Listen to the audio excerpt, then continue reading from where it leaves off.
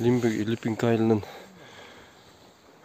ылдый жагындагы көл жээги. Ошол жерде көлдүн ичине чөгүп кеткен эски баржа бар экен.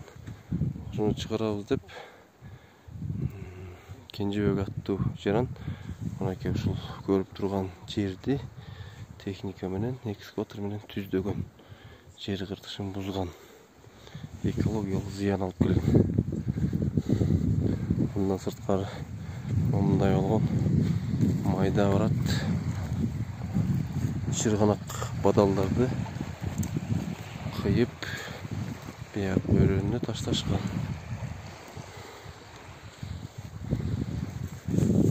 Байка, ат жөнүм ким дедиңиз эле?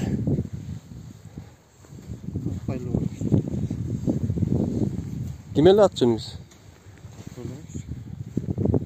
Жок, атыңызды айтып койсоңуз. Кенже, фамилияңыз? Фамилияңыз?